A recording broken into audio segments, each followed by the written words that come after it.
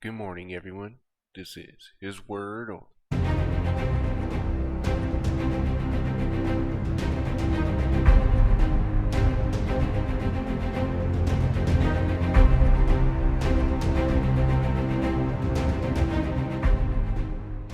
Alright, let's get into God's Word.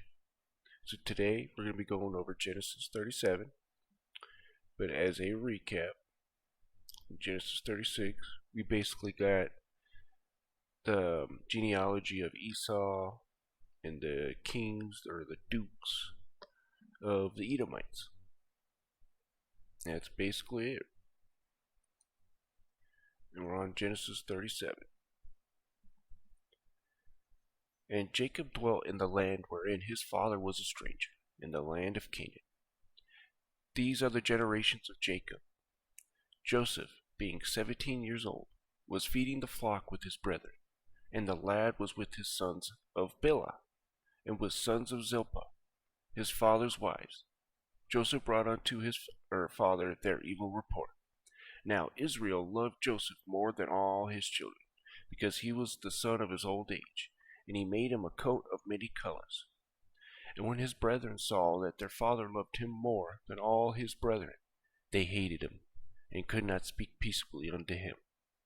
And Joseph dreamed a dream, and he told it to his brethren, and they hated him yet the more. And he said unto them, Hear, I pray you, this dream which I have dreamed. For behold, we were binding sheaves in the field, and lo, my sheaf arose, and also stood upright.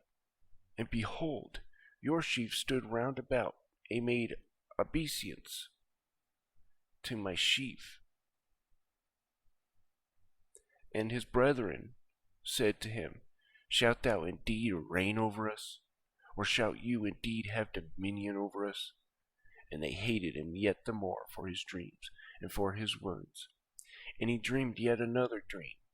And he told his brethren, and said, Behold, I have dreamed a dream more.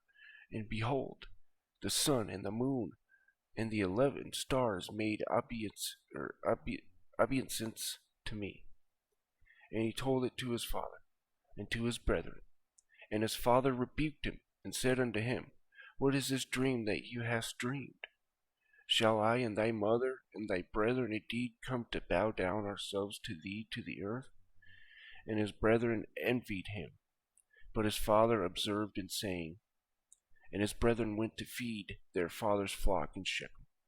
And Israel said unto Joseph, Do not thy brethren feed thy flock in Shechem? Come, and I will send thee unto them. And he said to him, Here I am. And he said to him, Go, I pray thee, see whether it be with thy brethren, and well with the flocks, and bring me word again. So he sent him out of the vale of Hebron, and he came to Shechem. And a certain man found him, and behold, he was wandering in the field. And a man asked him, saying, What seekest thou? And he said, I seek my brethren. Tell me, I pray thee, where they feed their flocks. And a man said, They are departed hence, for I heard them say, Let us go to Dothan. And Joseph went after his brethren, and found them in Dothan.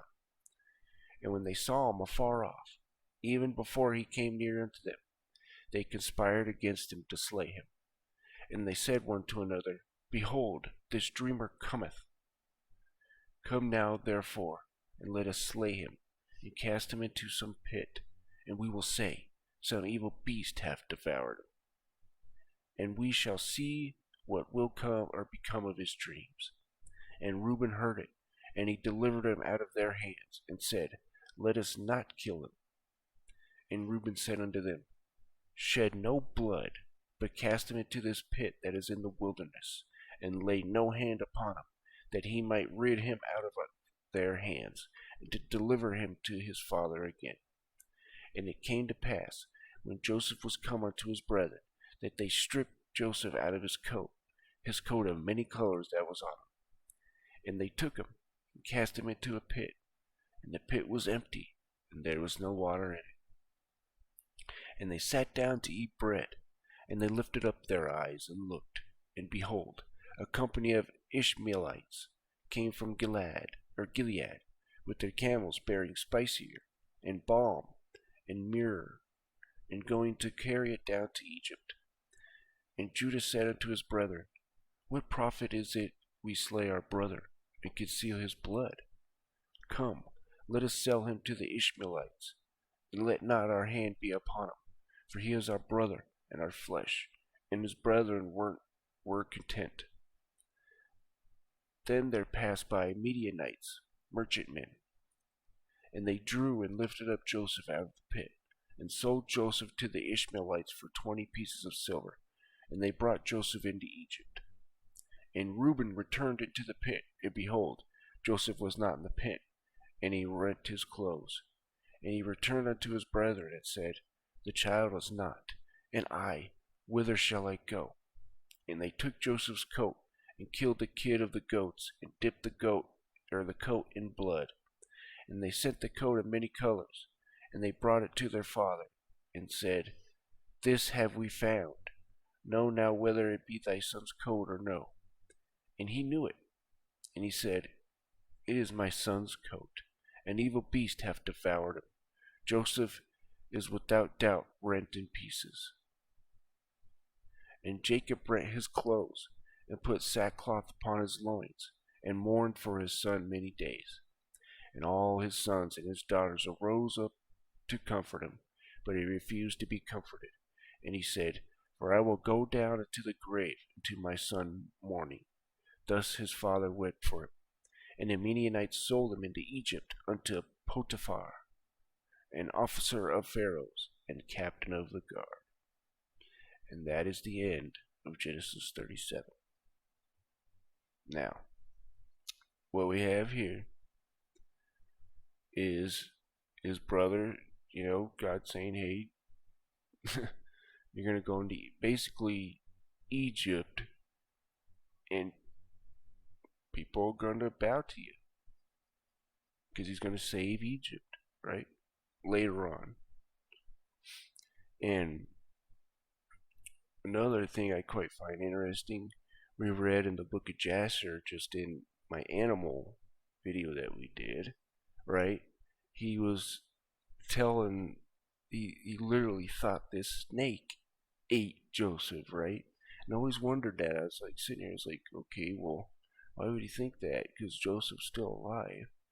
Well, it's because of this whole situation here, and it makes sense to me now. But anyways, I mean, it's crazy how things connect. But anyways, they threw him in the pit, right? The Midianites came, picked up Joseph, sold him to the Ishmaelites. The Ishmaelites sold him into Egypt, and then to Potiphar. And that's that.